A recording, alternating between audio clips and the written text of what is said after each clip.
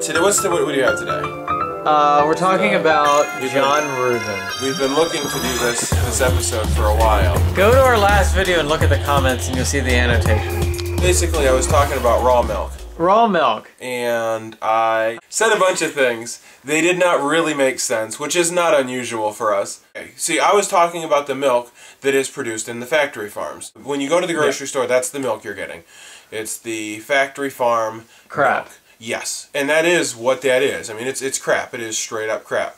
The raw milk is an entirely different thing. We used to drink raw milk. Right. Like back in... It was about 200 years ago that they invented pasteurization. 200 years? Yes. Is that right? But we did not pasteurize all milk. Right. Like, after they discovered pasteurization. Yeah.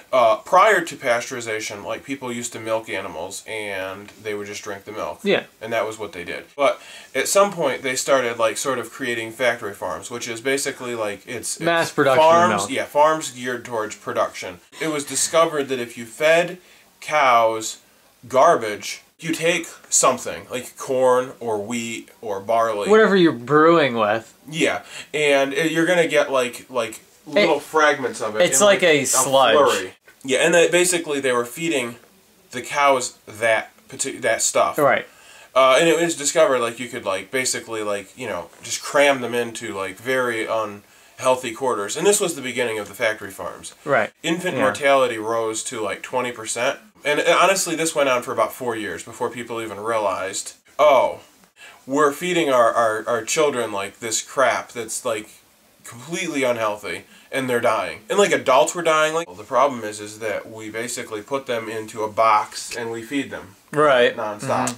They just keep eating because we keep feeding them. It creates an unhealthy product that's filled with bacteria because they haven't properly digested the food. The food they were eating was of such low grade. Yeah. They're standing in their own feces. That's a big problem. Look at your bottle of milk. A lot of it'll say ultra pasteurized. Ultra pasteurized. As though, I guess, which is epically pasteurized. Yes. Basically. We pasteurized the crap out of it. Why should I be drinking raw milk? Because it's healthier. Okay, how is it healthier? What's so special about raw milk? No, I'm pretty sure raw milk has probiotics and enzymes and bacteria that breaks things down. See, it's kind of confusing because if you read the FDA and the EPA and the FCC and the PDQ and the PDA and the PETA, they all basically say, well, see, they're smearing raw milk. And I think, honestly, I personally... They smear it everywhere. I personally feel that the reason that they do that is because they're afraid that the public will become educated. They don't want the public to be educated. They don't want the public to realize that there's a better product out there, because then the public would demand the better product and they would be out of business. They want people to think you're an idiot not to drink pasteurized milk. Yeah. And I don't think that's true. If you read the FDA's website, they say, you can look it up at the FDA.com, the raw milk websites, and they list all these other things. And they go back and forth because if you read, it's very actually difficult to figure out what the truth is. So who do you believe? That my sister drinks raw milk and she's not dead, and it's delicious. Right. I mean, I know that's not proof, but... It is something. Typically, when you go to buy raw milk, it's you need to shake this before you drink it. The government is very intent. The FDA, big farmers, big oil, big farm. Yeah. They're all out to, pretty much wreck the raw milk industry. They've pretty much made it criminal in a lot of places to sell non-pasteurized milk. I mean, there's laws in a lot of states. Yeah. First off, when it says Sunnyfield Dairy or whatever. Yeah, I like that, Sunnyfield Dairy. It sounds great. It's I'm gonna go and Sunny lives there, or maybe it's just a particularly cloudy area. I don't know, cloudy. It's Sunnyfield. I don't know. No, what you're saying is they make it appear as though it's this local and they show good these thing. Amazing pictures. Dude, yeah. Farms like that don't exist. They don't exist. Okay, it's 1%. They look more like 1%. Concentration camps, where people are being forced to work and periodically lined up and shot to instill fear. Male cows have very little value. Yeah. Because you they can't don't milk a male milk. cow. So almost immediately male cows are slaughtered, and that's what you get veal from. The mothers are raised, like, they're given hormones to allow them to become pregnant, like, almost immediately.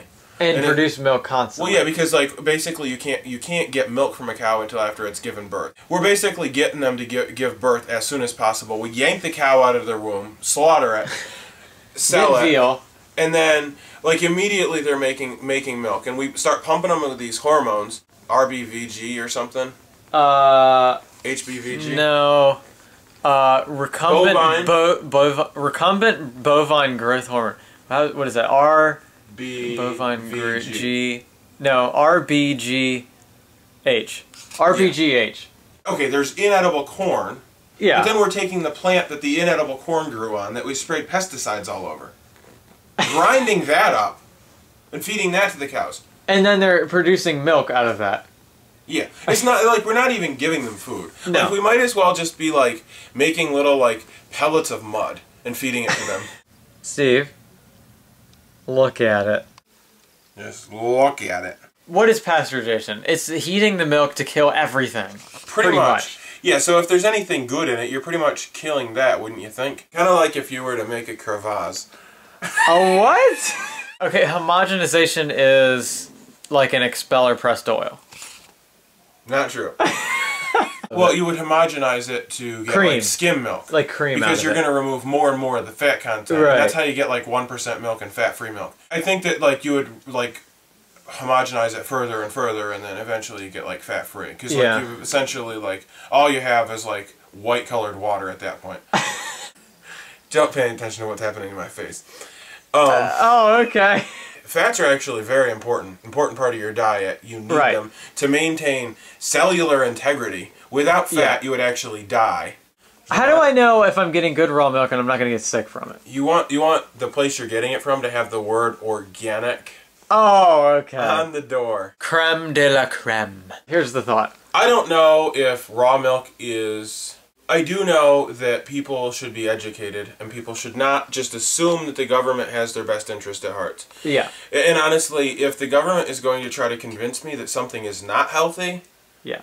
I'm interested in why. You know. I don't trust the government, and I mean, they're so into homogenizing milk, I just, you know. So. I mean, you know, basically the final thoughts are, do not it. trust the government, drink raw milk, and don't believe what we're telling you. Don't listen to us. If you've made it this far, you've done the right thing. Recumbent? Bovine. Is it has not...